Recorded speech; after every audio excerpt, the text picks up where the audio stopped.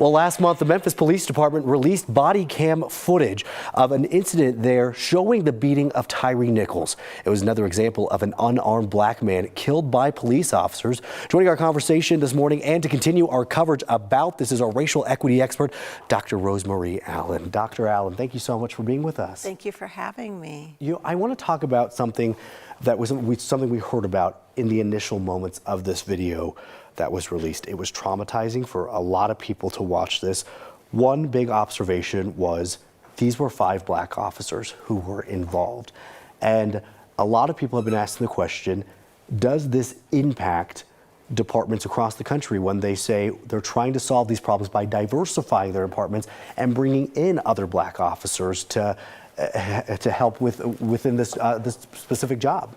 Yes, well, definitely the efforts to diversify policing, to diversify law enforcement is very, very important. We know that black officers, black and Hispanic officers, are less likely to kill black men, they have fewer arrests, and they also have fewer stops. But we have to understand that that diversity is addressing the symptom of the issue.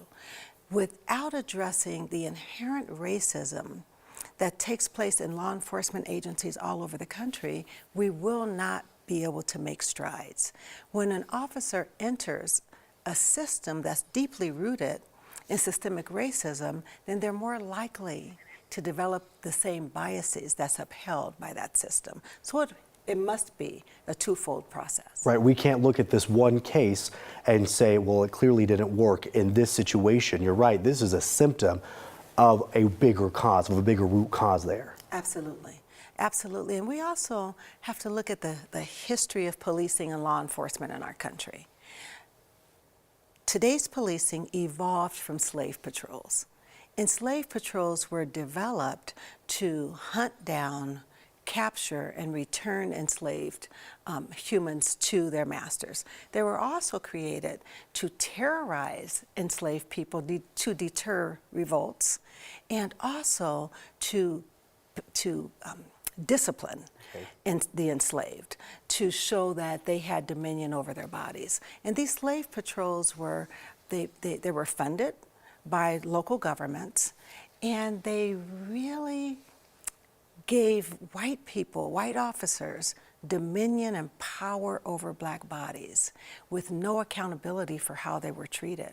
So when we look at policing today, we have to remember that foundation, because racism is in the very fabric and brick and mortar of modern day policing. And when you look at the parallels, we see slave patrols parallel to domestic terrorist organizations and even current day policing. So we have to look at that history and address that history in order to really move forward, or these things will happen regardless of the race of the officer. Dr. Allen, I want to ask you from your perspective as an expert, are you afraid, because there are a lot of departments that are doing really good work to diversify and to stop incidents like what we witnessed there in Memphis. Do you worry, though, that people will use this one case as a scapegoat to say this clearly isn't the problem we should be fixing? Well, actually, we're seeing that. So we're seeing that people are saying, okay, well, black officers are killing black men, so it's not racism. It's racism. It is. And because same race people are engaging in these acts doesn't mean it's not racism. We have to look at internalized racism, but more importantly, we must look at systemic and institutional racism. When you walk into an environment where these values and sentiments and biases are upheld and you are not intentional about addressing them, then the people who are within that environment will develop the biases and racism of that environment. Dr. Allen, I know we are just touching the tip of the iceberg when it comes to this conversation. We're going to have you back and keep this as it evolves and monitor this very closely, but thank you for helping us get started. And thank you so much for addressing this issue. Absolutely. Dr. Allen, we appreciate your expert advice as always.